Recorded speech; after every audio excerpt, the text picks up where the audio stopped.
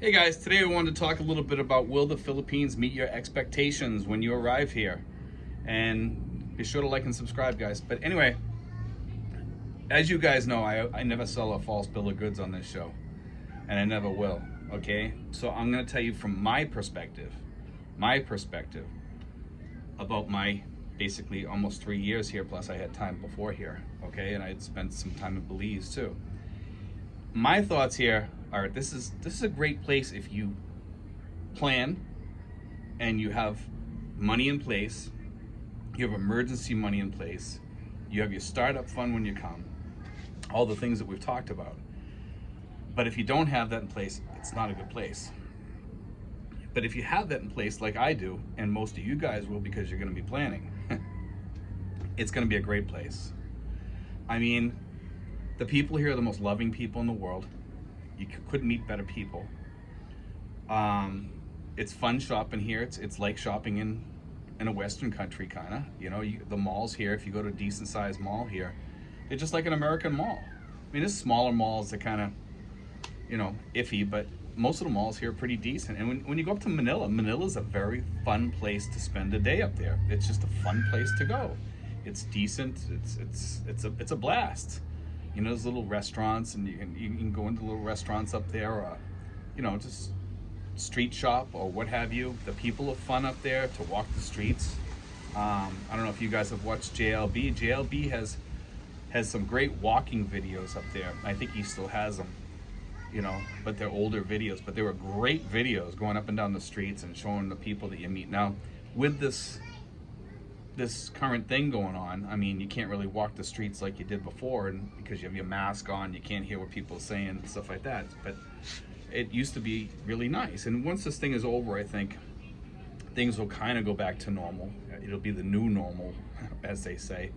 But it'll be decent. It'll be fun again. The fun will come back. We can start traveling. We can start going out on our boats. We can start going to the beaches again and not have to wear our masks, hopefully. And I think that those days are coming back, guys, and they're going to open the gates.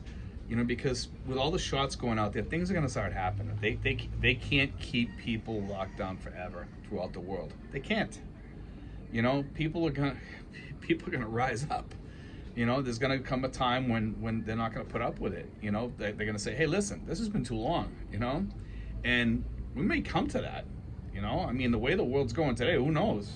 I hope it doesn't come to that in the world, but it could happen. I mean, I can see some of these countries already, people are getting ticked off about it.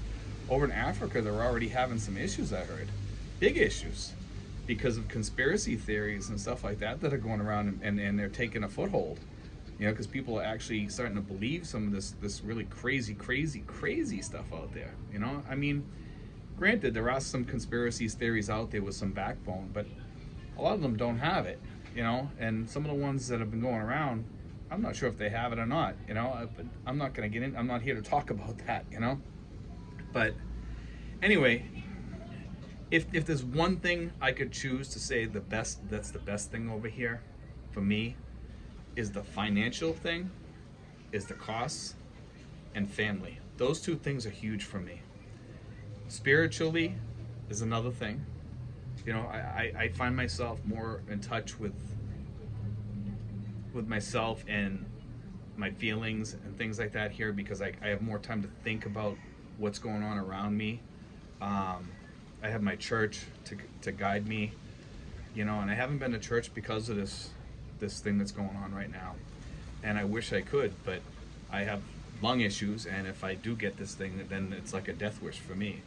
So I just stay away from large crowded areas. Unfortunately, I live, in a nice place that's quiet and there's not a lot of people around.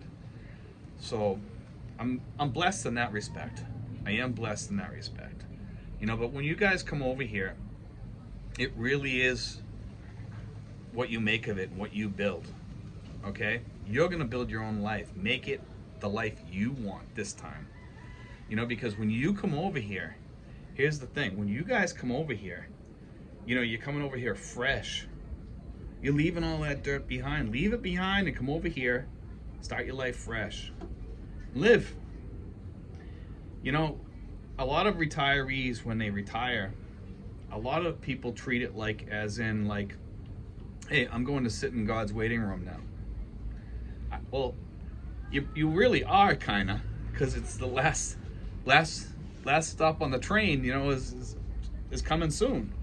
And I don't want to be the first in line to get off, you know. I want to be the last in line, you know. And so I look at it like, I want to live, you know, and I want my life to be what I want to be now. Not, you know, back in the United States, a lot of us had good lives and bad lives, and we went through turmoil, and we had good times and bad times, and all that. And some of it wore us down to the point where we get tired of it. You know, life wears on you after a while, and it does. And I'm not going to let that happen over here to me. And since I've been here for the 3 years that I've been here, yeah, some things, you know, they tick you off, but I just let it, you have to have a duck's back and let it slide off, you know. But overall, if I had to do this trip again over here, I would definitely do it again. Definitely, you know. I can't speak well enough of the people here, especially like in my neighborhood. I love these people here. I mean, I have people in my family. I'm grateful that I have those people. I know if something happens to me and I get sick, they're gonna be there for me, you know. And that's what I want in life. I want a family that's gonna be there for me, and I can be there for them, you know. It's got to be both ways, you know, or it's not family. You know, I mean, if it's a one-way relationship and you're back home in the United States, and that's the way some of today's kids are getting, is that they're one way. They only think about themselves, you know, and it's all about the blame game in today's generations. You know, it's kind of sad. And a lot of expat stories that I hear, they're telling me about their kids don't talk to them anymore. I hear this day after day after day. When I'm talking to people on the phone, when I'm talking to people in emails. And what I tell most of them, I says, you got to do what I did. Just let it go. Because you can't fix it. They're not going to let you fix it. Even if you tried to fix it, you can't fix it. Because they're going to try to make an effort, or make it look like they made an effort, and it might be at the wrong time for you, and then, or something's going on in your life, and they might show up on your doorstep or whatever, and then you say, well, hey, I can't do this right now. I got something going on with my family. And say, well, screw you, you know? It's just the way it works in the world. You know, it's very hard to get back with people from your past that have broken loose from you. And it seems like they always want, when things are going good for you, they show up to try to make things bad for you again. And that's why you need to kind of let that go. I mean, I've given people umpteen chances in my life to you know, to be there for me and come into my life, and they didn't want it. And then when I up and left, then they wanted it, you know, or supposedly wanted to look like they wanted it, but in reality they really didn't. So that's why I say, guys, you know, come over here, leave that luggage on the tarmac over there, come over here and live your life and live it good, because I'm living it and I love it over here. I mean, yeah, we've had a tough year, you know, we've had a tough year over here, and you guys have had a tough year over there, and it's looks like it's going to be another tough year, you know, with everything that's going on in the world. It's going to be a tough year for everybody, I think, you know. But when this is over, I'm back to norm. At least hopefully I am, you know, and I hope the rest of the world is too. And, you know, God bless everybody in this world today. Really, you know, I don't think there's going to be a perfect place in the world after this. I hope that this mess changes something in the world, the vibration of the way people feel about each other and stuff like that, or however you want to explain it, the way we love each other, and it just, there is no love for our fellow human anymore. It just isn't. And over here, I see the Filipinos, and they're still happy. They're still smiling. They still want to move on and keep on, you know, being happy. They wake up in the morning with a smile on their face. I come out and everybody's smiling. And it's kind of infectious sometimes. you know, and I want that, you know, and I've had that for 3 years over here, and it is kind of infectious. It's hard to stay down in the dumps in the Philippines, you know, because this it's just a happy place. You get up and everybody's happy for the most part, not always, you know, but happier than in the United States, I'll say that.